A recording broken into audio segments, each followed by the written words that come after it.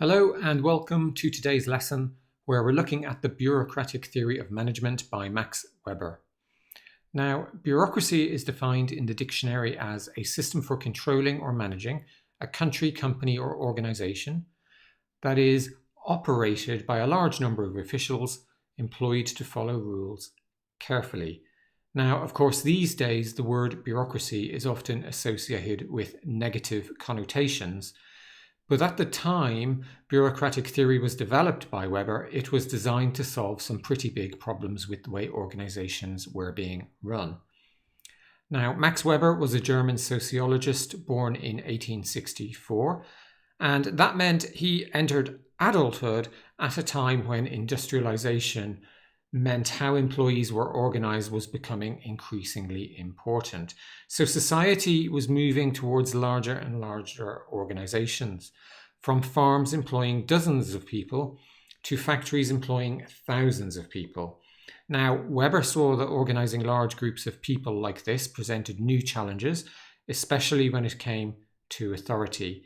Now, you've got to realize that at this time, most organizations were running based on what's called traditional authority, where how well you did was based on who you knew and not what you knew. Now, today we call this favoritism, but Weber called it particularism, where a particular group of people had disproportionate sway over the organization.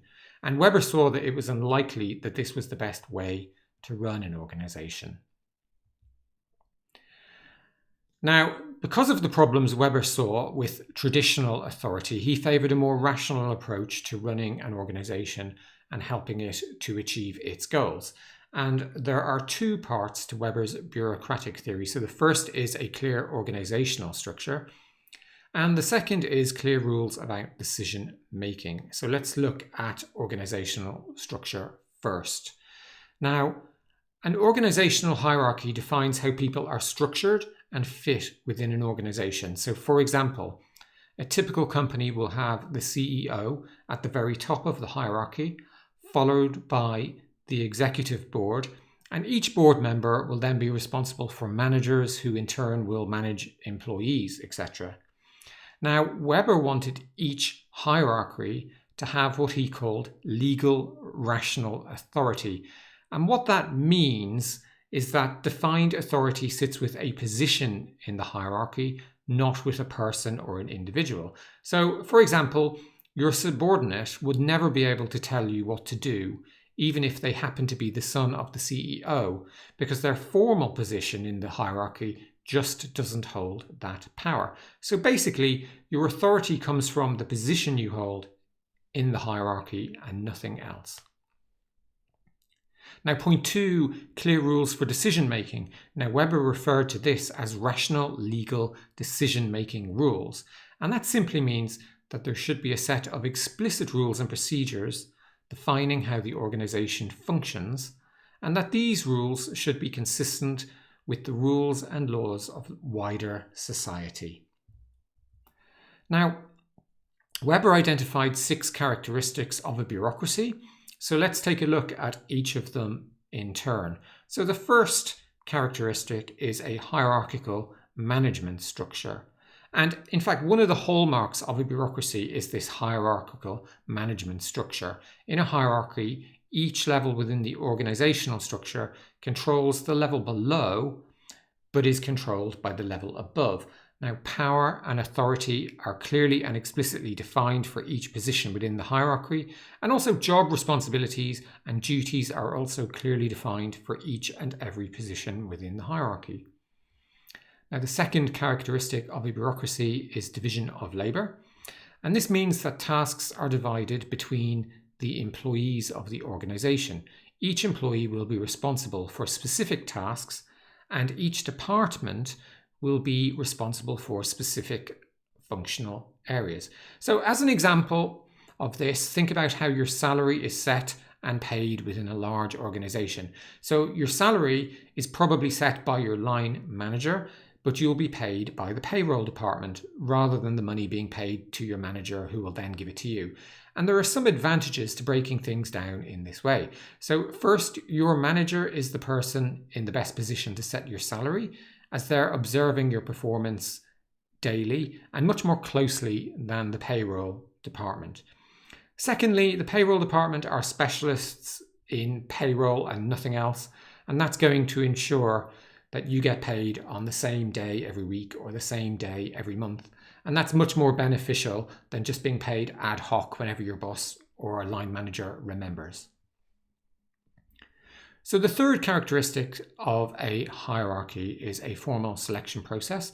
So all employees are treated equally and are hired and promoted on the basis of qualifications, expertise, performance, and experience.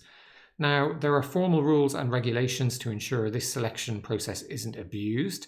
So, for example, your manager can't hire someone simply because they're friends or they've met socially at the golf club. The fourth characteristic of a bureaucracy is career orientation. So the organization is career oriented, meaning that if you follow the rules and regulations and perform well, you will not be arbitrarily fired. In fact, if you perform well, you may even have the chance to be promoted or receive a pay rise. And in this way, the organization offers each employee the opportunity for a long-term career, provided they follow the rules and perform well. So the fifth characteristic of a bureaucracy is formal rules and regulations. And that means there are rules in place that govern how all employees should behave. Managers cannot simply appraise their employees according to their whims. Instead, they must assess employees according to the rules.